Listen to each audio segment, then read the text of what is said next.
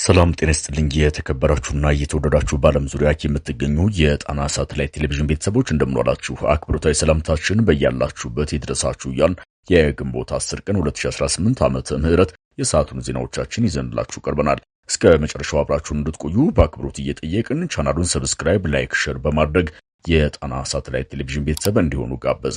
በቅድሚያም አርዕስቶቹን እንሆ። የአገዛዙ ጦር በብዛት ሰፍሮ በሚገኝባት ከተማ የተፈጸመው የቦምብ ጥቃት በአገዛዙ አመራሮች ላይ ድንጋጤ ፈጥሯል። ድንገተኛ የቦምብ ጥቃቱን ተከትሎ የብልጽግና ጦር እርስ በርሱ ተታኩሷል።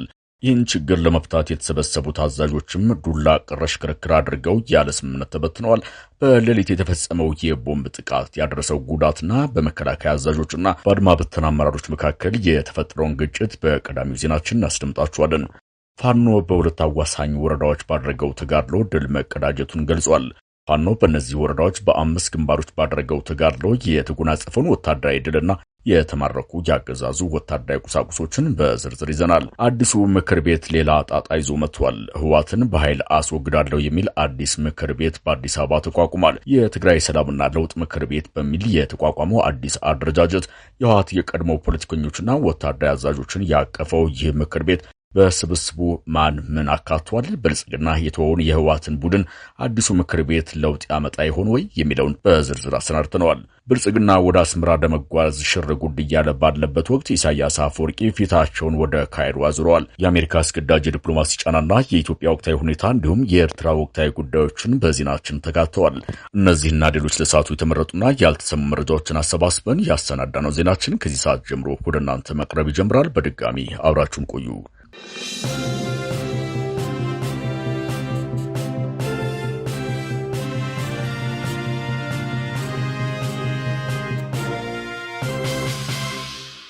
በደብረ ማርቆስ ከተማ በፓትሮል ላይ በነበሩ የአድማ ብተና አባላት ላይ የተፈጸመው የቦምብ ጥቃት ከተማዋን ረብሿታል።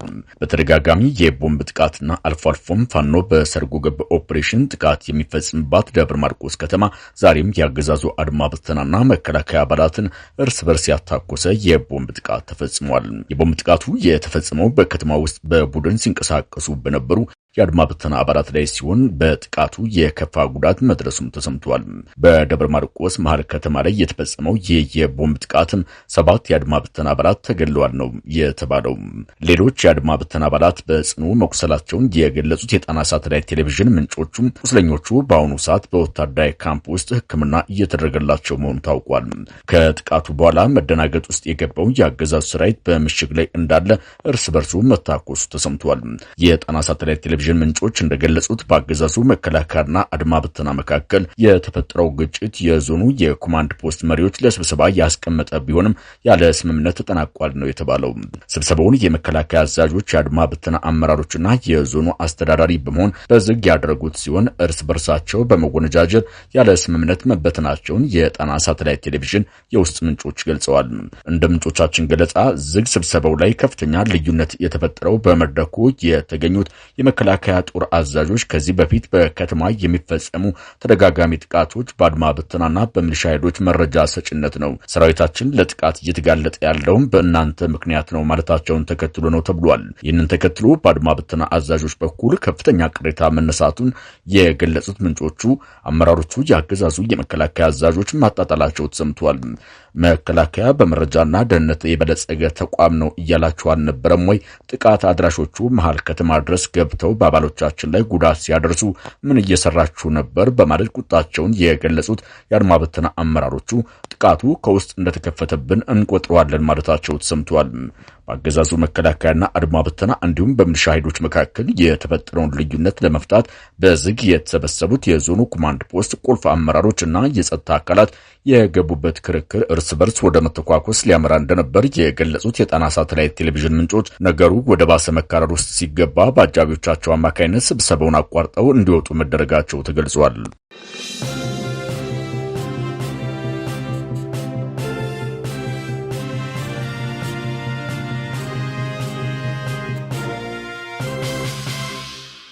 በአገዛዙና በፋኖ ኃይሎች መካከል የሚደረገው ውጊያ ተጠናክሮ በቀጠለበት ፋኖ በመንግስት ታጣቂዎች ላይ በወሰድኩት እርምጃ ድል ተቀዳጅቻለሁ ብሏል። የአማራ ፋኖ ብሔራዊ ንቅናቄ ሰሜን አማራ ቀጠና በሌዝ ሜጀር ጀነራል ባንታ ባተኮር የህዝብ ግንኙነት ክፍል እንዳስታወቀው በስቴ ወረዳ ከደንጎልት ማቢ ተራራ እስከ ምክሬ ታዳጊ ከተማ ባሉ ቀጠናዎች ውጊያ መደረጉን ገልጾ በተደረጉት አውደ ውጊያዎች ፋኖ ድል መቀዳጀቱን አስታውቋል። ትናንት እስከ ምሽት 3 ሰዓት በዘለቀው ተጋድሎ ከሳጋ እስከ ይቫ ወንዞች እንዲሁም አጋጽዮንና ሾለከት በተባሉ ግንባሮች ከባድ ውጊያ መደረጉ ተገልጿል። በውጊያው በርካታ የአገዛዙ ወታደሮች ሙትና ቁስለኛ መሆናቸውን የሜጀር ጀነራል ባንታ ባተኮር ህዝብ ግንኙነት ክፍል አስታውቋል። በአውደ ውጊያው 15 የአገዛዙ ሰራዊት መገደላቸውን የገለጸው የህዝብ ግንኙነት ክፍሉ በቁጥር ያልተገለጹ በርካታ የጥምር ጦሩ አባላት ቁስለኛ መሆናቸውን አስታውቋል። ከ5 በላይ ግንባሮችን በመፍጠር በተደረገው አውደ ውጊያ ሙትና ቁስለኛ ከሆነው የአገዛዙ ጦር በተጨማሪም በርካታ የነፍስ ወከፍና የቡድን መሳሪያዎች በፋኖ ኃይሎች እጅ መግባታቸው ተገልጿል። የአገዛዙ ሰራዊት በግንባር ሽንፈት ማስተናገዱን ተከትሎ በንጹሃን ላይ የበቀል እርምጃ መውሰዱን የጣና ሳተላይት ቴሌቪዥን ምንጮች ገልጸዋል። እንደ ምንጮቻችን ገለጻ በምክሬ ቁስቋም ግንባር ተሰማርቶ የነበረው የአገዛዙ ኃይል የአርሶ አደሮችን ቤት ሰብሮ በመግባት ዘረፋ ፈጽሟል ተብሏል። በአገዛዙ ወታደሮች ታፍነው የተወሰዱ አርሶ አደሮች ስለመኖራቸው የገለጹት ምንጮቻችን ቁስለኛ ተሸከሙ ተብለው በመከላከያ የተወሰዱ ወጣቶችም እስካሁን ወደ ቤታቸው አልተመለሱም ብለዋል። በተያያዘ ዜና በዚሁ የደቡብ ጎንደር ቀጠና ከንፋስ መውጫና ከደብረ ታቦር በመነሳት ሎጂስቲክ በዙ 23 እና በሌሎች ከባድ መሳሪያዎች ታጅቦ ሲንቀሳቀስ የነበረው የአገዛዙ ኃይል በስማዳ ቀጠና በፋኖ ጥቃት ተፈጽሞበታል ተብሏል። ፋኖ መብረቃዊ እርምጃ ወስጀበታለሁ ባለው የስማዳው ጥቃትም ቁጥሩ ያልታወቀ የአገዛዙ ሰራዊት ጉዳት አስተናግዷል ተብሏል። በርካታ መሳሪያና ሎጂስቲክ በፋኖ ኃይሎች በተማረከበት የስማዳው አውደ ውጊያ ከሞቱት በተጨማሪ 5 የመንግስት ወታደሮች በውጊያው እጃቸውን ለፋኖ መስጠታቸው ተረጋግጧል።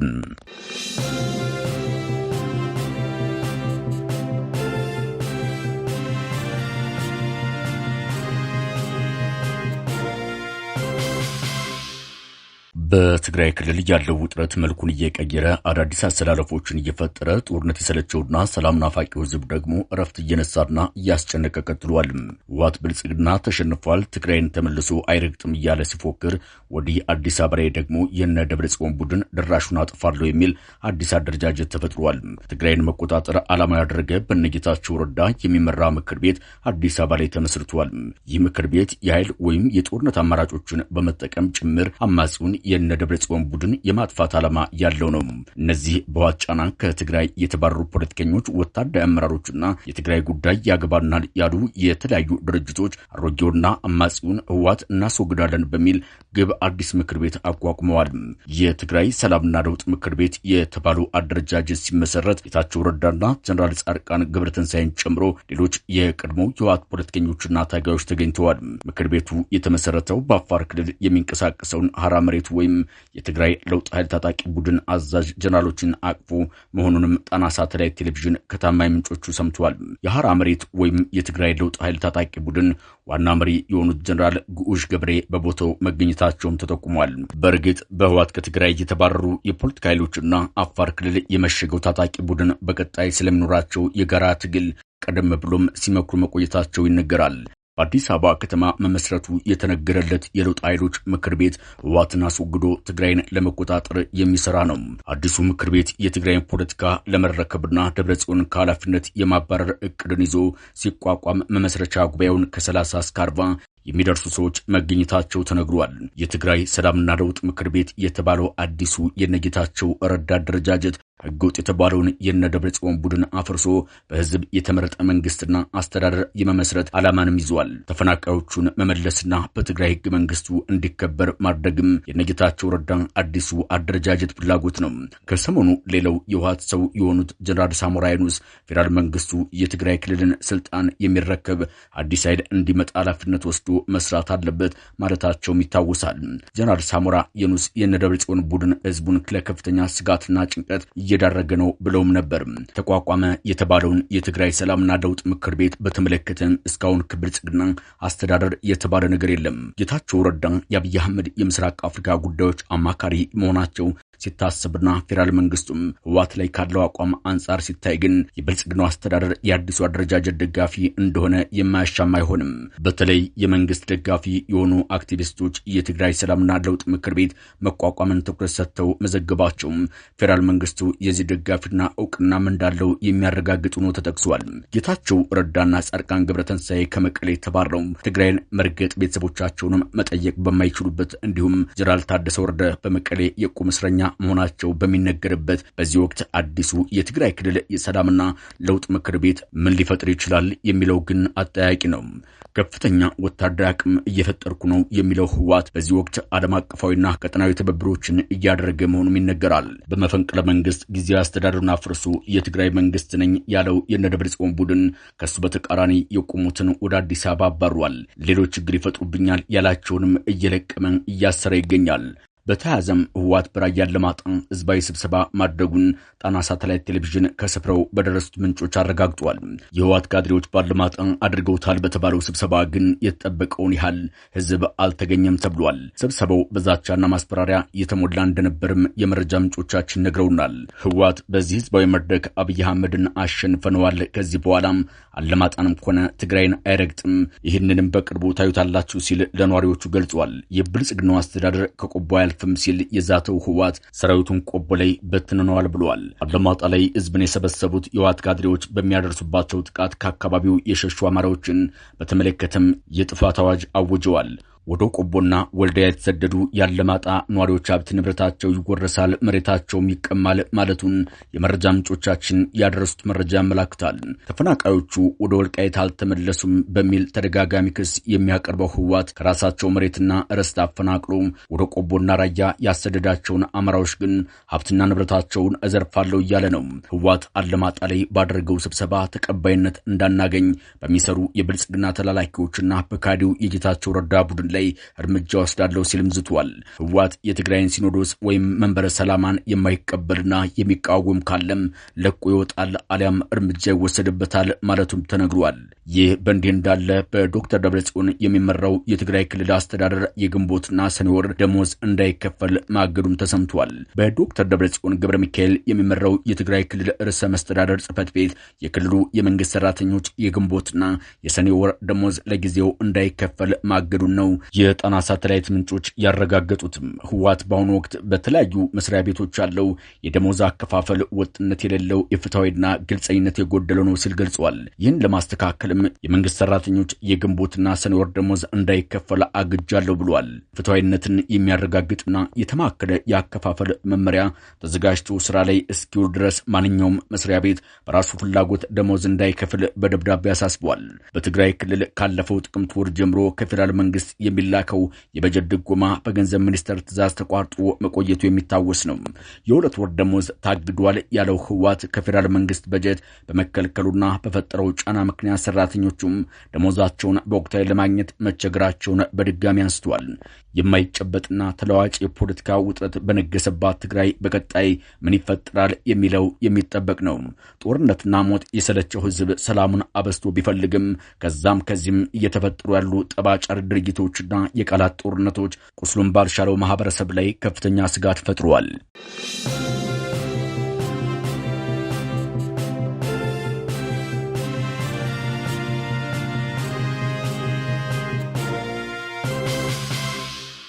አሜሪካ በምስራቅ አፍሪካ ቀጠና የምታገኘውን ዲፕሎማሲያዊ ድል ለማጠናከር ባደረገችው ሙከራ የአብይ አህመድ አስተዳደር ከኢሳያስ አፈወርቂ ጋር የነበረውን ፍጥጫ እንዲረግብ ካደረገች በኋላ ኢሳያስ አፈወርቂ ሌላ ስምምነት ፈርመዋል።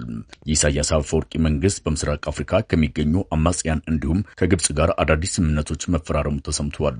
የኤርትራ መንግስት ከኦጋዴን ነጻ አውጪ ግንባር ጋር ስምምነት መፍጠሩ የተገለጸ ሲሆን የኦጋዴን ነጻ አውጪ ግንባር መሪ አብዱራህማን መህዲ ከኢሳያስ አፈወርቂ ጋር መገናኘታቸውና ውይይት ማድረጋቸውም ተረጋግጧል።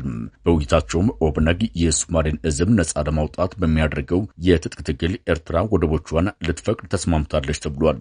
ኤርትራ ከግብጽ ጋርም የቀይ ባህርን ደህንነት በጋራ ለማስጠበቅ የሚያስችል ስምምነት መፈረሟ የሚታወስ ሲሆን በሌላ በኩል ደግሞ የባህር ትራንስፖርት ትብብር ስምምነት ተፈራርመዋል። ስምምነቱ የተፈረመው የግብጽ የውጭ ጉዳይ ሚኒስትር ባደር አብዱላቲና የትራንስፖርት ሚኒስትር ካሜል አልዊዘር በአስመራ ጉብኝት ባደረጉበት ወቅት ነው።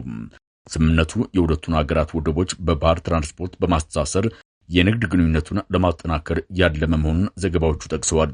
ግብጽ በባህርና በባቡር ሐዲድ ትራንስፖርት እንዲሁም በወደብ አስተዳደር ዙሪያ ለኤርትራ ልምዷን ለማጋራት መስማማቷም ተገልጿል።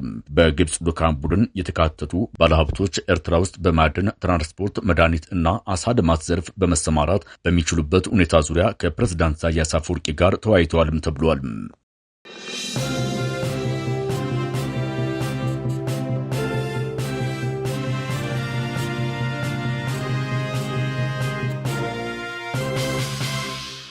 ክቡራንና ክቡራት የጣና ሳተላይት ቴሌቪዥን ቤተሰቦች ዜናዎቻችን እነዚህን ይመስሉ ነበር። አብራችሁን ስለቆያችሁ እናመሰግናለን። ደህና ሁኑ።